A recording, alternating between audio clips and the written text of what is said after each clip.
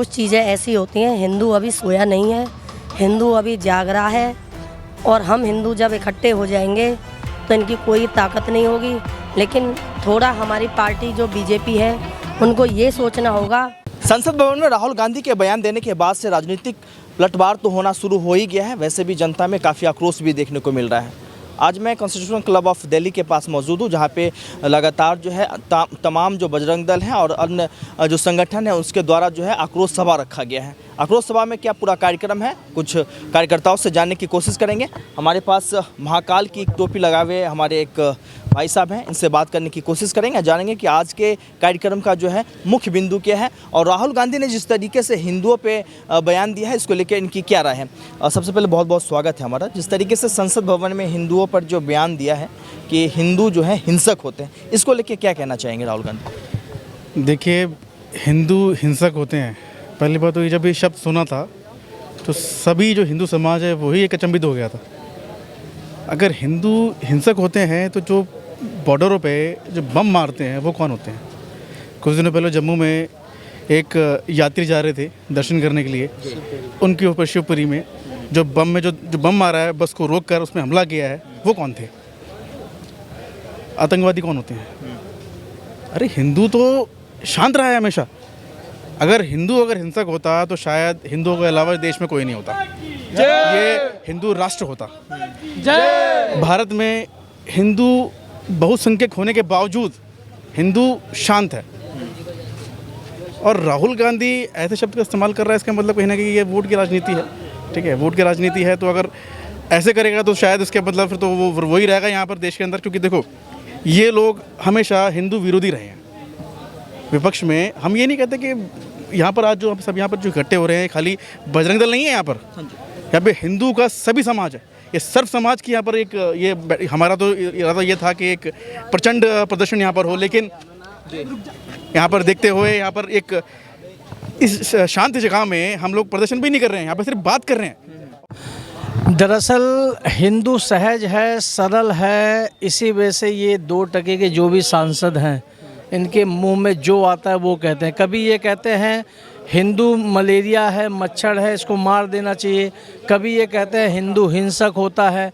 मैं इनसे पूछना चाहता हूँ कि हिंदू अगर हिंसक होता तो 1947 में जो कत्लेआम होता वो नहीं होता। हिंदू हिंसक होता तो 1989-1990 में जिस प्रकार से कश्मीर से हिंदुओं को मार के भगाया गया, कत्लेआम हुआ, वो स्थिति नहीं होती। अगर हिंदू हिंसक होता तो बंगाल की जो घटना घटित हो रही है वो नहीं होता। ये सब हमें समझना पड़ेगा। ये व्यक्ति कभी कहता है हिंदू मंदिर में जाता है लड़की छेड़ने के लिए, कभी ये कुछ कहता है, जो इसके मन में आता है वो अटपटा बयान ये करता है सिर्फ और सिर्फ पब्लिसिटी हासिल करने के लिए। पर ये शायद भूल रहा है कि इससे पब्लिसिटी नहीं, इससे हिंदुओं के मन में, हिंदुओं की आस्था पे कहीं ना कहीं ठेस पहुंच रही है, जिसका दुष्परिणाम ऐसा होगा कि ये संसद में जाने योग्य भी नहीं बचेगा। अगर ऐसा हिंदू चाह देगा तो ऐसा ही होगा और हो भी रहा है। आज ये हिंदू बहुइलाके क्षेत्र से चुनाव न लड़के मुस्लिम बहुइलाके से चुनाव लड़ रहा है और जीत के सदन में आ रहा है। इसको चिंतन करना चाहिए। आज हिंदू हिंसक होता तो 80% की आबादी में 1947 में जब देश का विभाजन हुआ, देश का बंटवारा हुआ, और हिंदू और मुसलमानों की संख्या यहाँ क्या थी 1947 में और आज क्या है? यहीं पे हिंदू हिंसकों के बीच में ही मुसलमान पला बड़ा है और फल फूल रहा है। और वही स्थिति पाकिस्तान में जाके देख लो, हिंदू 23% से लेकर 1.6 के आज स्थिति में रह गया है। तो ये सब हमें विचार करना होगा, हिंदुओं को अपनी आँख खोलनी होगी। ये लोग इतने घातक हैं, आज इनकी सदन में 99 सीटें हैं, तब ये इतना हू हल्ला कर रहे हैं।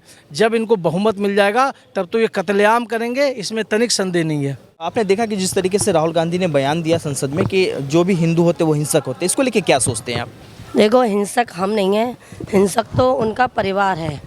1966 में जब हमारे गौ भक्त अपना गौ भक्तों के हत्यारों से ये कह रहे थे हमारे देश में गौ हत्या नहीं होनी चाहिए, तो इंदिरा गांधी जी उस समय प्रधानमंत्री थी। उस समय गौ भक्तों पे और गौ संतों पे गोली इन्होंने चलवाई, गौओं को मरवाया, संतों को मरवाया, गौ भक्तों को मरवाया। और वो भी करपात्री जी महाराज इनको श्राप दे के गए थे कि आपके परिवार का नाश गोपाष्टमी के दिन होना निश्चित है। और वो इंदिरा गांधी जी गोपाष्टमी के दिन मरी थी, और राजीव गांधी जी उनका भी अंत उसी दिन हुआ था, उनके परिवार का अंत उसी दिन होना है। इससे ज़्यादा प्रमाण क्या चाहिए इनको। अब जो है एक नया बयान आ रहा है राहुल गांधी का, उन्होंने कह दिया कि हमने उत्तर प्रदेश हरा दिया, अब जो है अगला नंबर जो है बनारस का है, बनारस से भी हम बीजेपी को खदेड़ भगाएंगे। देखो ऐसी बात है, कुछ चीज़ें ऐसी होती हैं, हिंदू अभी सोया नहीं है, हिंदू अभी जाग रहा है, और हम हिंदू जब इकट्ठे हो जाएंगे तो इनकी कोई ताकत नहीं होगी।